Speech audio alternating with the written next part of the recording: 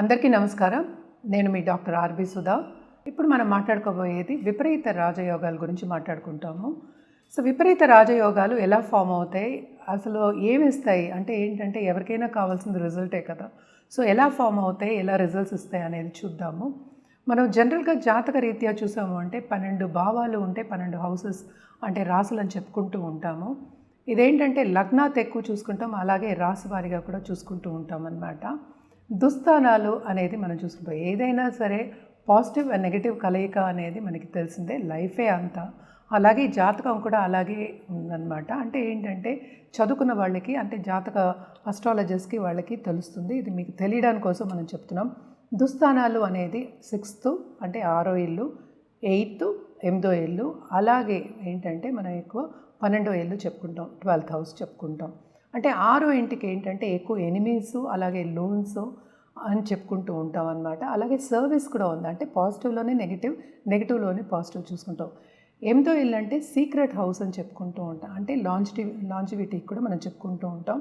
అలాగే ఏదైనా మనకి ప్రాపర్టీ ఇష్యూస్ కానీ, ఇప్పుడు కోర్ట్ కేసెస్ కానీ ఇలాంటి వాటి కొన్ని ఇబ్బందులు అంటే జైలుకి వెళ్ళేది ఇవన్నీ చెప్పుకుంటూ ఉంటాం అన్నమాట. అదొకటి కాకుండా మనకి 12th హౌస్ అంటే 12వ భావం.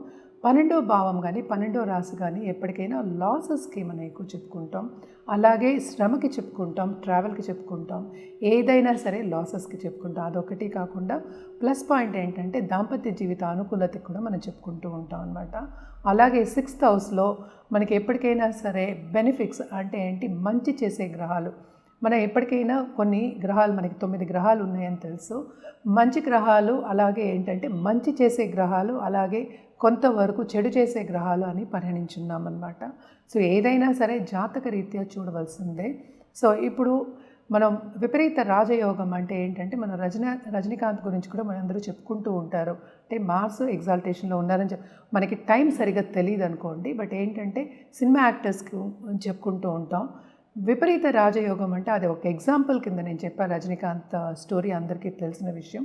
అంటే ఏంటి, బస్ కండక్టర్ కింద ఉండి అక్కడి నుంచి ఆయన ఇంత ఫేమ్కి వచ్చారనమాట. అంటే ఆయన కష్టంతో పైకి వచ్చారు.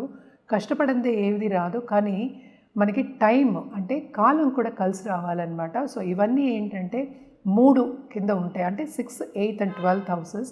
దాన్ని హర్షయోగం, అలాగే సరళ యోగం, అలాగే ఏంటి విమల యోగం అని చెప్పుకుంటూ ఉంటాము. అంటే ఏంటి, 6th లార్డ్ 8లో ఉన్న, 8th లార్డ్ 12లో ఉన్న, 12th లార్డ్ 6లో ఉన్న, అంటే కలయిక కానీ ఒక పరివర్తన యోగం కింద మనం 6th లార్డ్ 8లో ఉండడం, పరివర్తన కాదు, ఆ ఇంట్లో ఉండడం కానీ ఉంటే కనుక మన ఈ యోగాలని చెప్పుకుంటూ ఉంటాం. అంటే 6వ ఇంటి అధిపతి 8వ ఇంట్లో ఉంటే హర్షయోగం, 8వ ఇంటి అధిపతి ఏంటంటే 12వ ఇంట్లో ఏంటంటే ఉంటే కనుక సరళ యోగం, అలాగే 12వ ఇంటి అధిపతి 6వ ఇంట్లో ఉన్న, 8వ ఇంట్లో ఉన్న మనం విమల యోగం అని చెప్పుకుంటూ ఉంటాం. అదేంటంటే ఓన్ హౌస్లో ఉన్నా కూడా మనం చెప్పుకుంటూ ఉంటాం అన్నమాట. సో ఎలా ఈ యోగాలు ఫామ్ అవుతాయి అనేది మనం మాట్లాడుకున్నాం. ఏమి ఇస్తాయి అనేది నేను ఒక ఎగ్జాంపుల్ చెప్పాను. అంటే విపరీత రాజయోగం ఇచ్చే ఒక గ్రహాల కింద మనం చెప్పుకుంటూ ఉంటాం.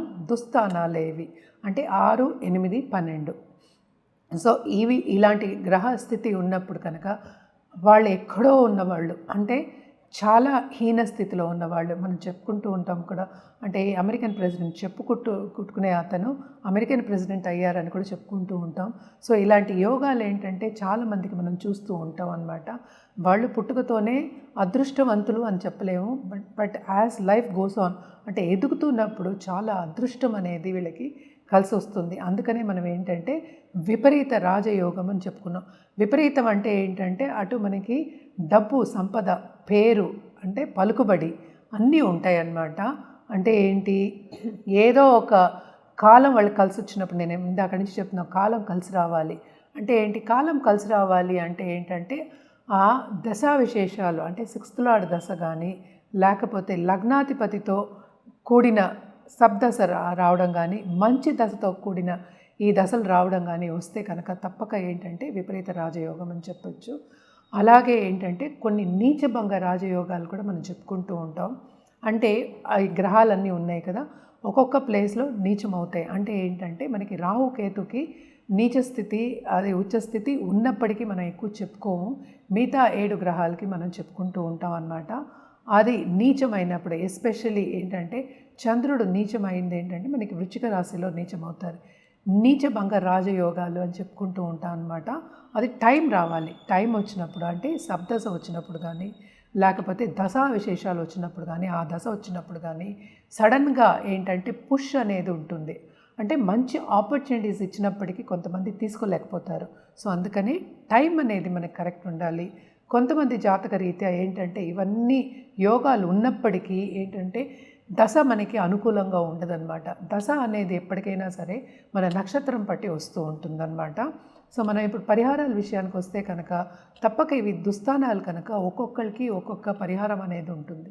జనరల్గా ఏంటంటే నవగ్రహ స్తోత్రాలు, నవగ్రహ హోమాలు చేయడం అనేది మంచిది. అలాగే ఎక్కువ మనం చెప్పేది ఏంటంటే ఈ ఏదైనా సరే ఈ గ్రహాలు ఉన్నాయి కదా, ఈ గ్రహ జపాలు చేయాలని చెప్పుకుంటూ ఉంటాము. అందుకనే జనరల్గా నవగ్రహ జపాలని చెప్పేసాను.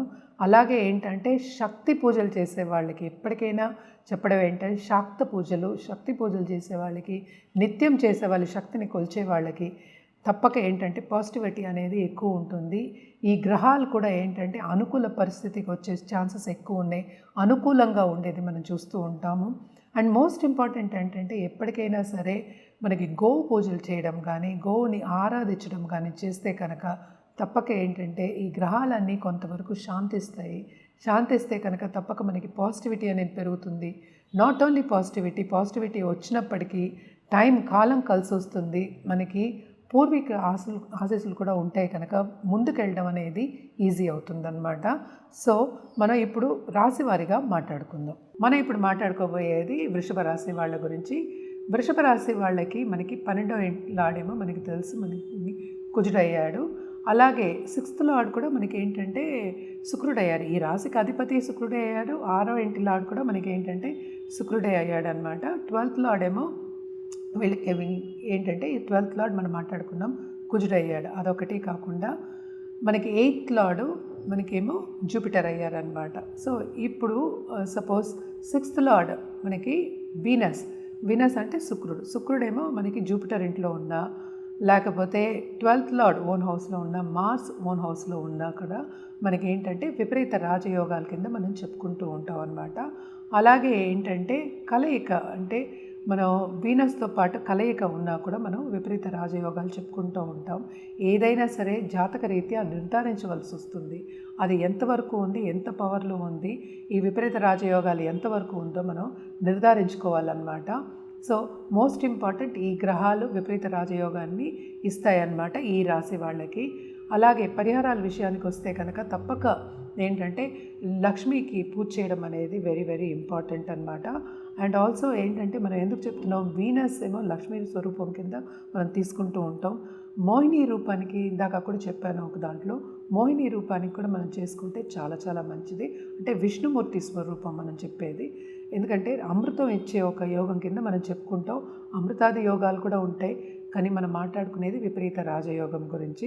సో తప్పక లక్ష్మికి పూజ చేయడం అనేది, నిత్యం పూజ చేయడం అనేది మంచిది. ఎందుకంటే 6th లార్డ్ అంటే వీనస్ ఏమో 8th హౌస్, జూపిటర్ రెండు గురువే. సో తప్పక వీళ్ళకి పూజ చేసుకోవచ్చు. అలాగే దుర్గాదేవికి కూడా పూజ చేసుకోవడం చాలా మంచిదన్నమాట. సో ఎప్పటికైనా సరే విపరీత రాజయోగం అనేది ఏంటంటే కొంత కష్టకాలం ఉన్నప్పటికీ, కష్టం లేదే అంటే ఏంటి ఫలితం లేదని మనం ఎప్పుడు చెప్తూ ఉంటారు, పెద్దవాళ్ళు కూడా చెప్తూ ఉంటారు. సో కొంత కష్టకాలం ఉన్నప్పటికీ నీరసపడకుండాను, ఆయన ఉద్రేగానికి వెళ్లకుండాను, కోపతాపాలు తెచ్చుకోకుండాను పేషెంట్గా ముందుకెళ్తూ ఉంటే విపరీత రాజయోగం వచ్చే టైం పరిగణించుకుని, అంటే జాతక రీత్యా పరిగణించుకుంటే తప్పక ఏంటంటే ఆ పుష్ అనేది ఉంటుంది మీకు. అంటే ఏంటి, మంచి ఆపర్చునిటీస్ వస్తాయి. ఎక్కడో ఏమి సాధించలేము అనుకున్న వాళ్ళందరూ సాధించిన వాళ్ళు చాలామంది ఉండాలి. అంటే ఏంటి, పేషెన్స్ ఉండాలి, పర్సీవరెన్స్ ఉండాలి, పట్టు విడుపు లేకుండా ముందుకు సాగే ఒక దశగా నడుస్తూ ఉంటే కనుక తప్పక విపరీత రాజయోగం అనేది విపరీతంగా ఉంటుంది మీకు. ఇవన్నీ ఏంటంటే మోస్ట్ ఇంపార్టెంట్ జాతక రీత్యా ఎప్పుడు వస్తుంది అనేది, టైం అనేది వెరీ ఇంపార్టెంట్. టైం పరిగణించుకుని మనం చేయడం అనేది, అంటే పరిహారం చేయడం అనేది వెరీ ఇంపార్టెంట్. పరిహారం కూడా ఎందుకు చెప్తాము అంటే ఈ టైం వచ్చే వరకు, ఈ కష్టకాలం తీరి మంచి కాలం వచ్చే వరకు కొంతవరకు ఓర్పు కావాలి కనుక, నీరస పడకూడదు కనుక తప్పక ఏంటంటే మన రెమెడియల్ మెషర్స్ కానీ పరిహారాలన్నీ చెప్పడం అనేది జరుగుతుంది. ఎప్పటికైనా పాజిటివ్గా ఉంటే పాజిటివ్గా జరుగుతుందనేది మనకి ఏంటంటే జాతక రీత్యా కాకుండా జనరల్గా కూడా మన పెద్దవాళ్ళు చెప్పున్నారనమాట. సో కష్టకాలం అనేది తీరాలి, మనకి విపరీత రాజయోగం పట్టాలి అంటే ఫస్ట్ జాతక చూపించుకోవాలి. జాతక రీత్యానే ఇవన్నీ చెప్పడం జరుగుతుంది. అది కూడా టైం అనేది చెప్పడం జరుగుతుంది. దానికి పరిహారాలు కూడా ఏం చేయాలి అనేది చెప్పడం జరుగుతుందన్నమాట. అది పూజ అవ్వచ్చు, జపం అవ్వచ్చు, లేకపోతే జాతిరత్నం అవ్వచ్చు, లేకపోతే ఇంకో చిన్న పరిహారాలు కూడా అవ్వచ్చు.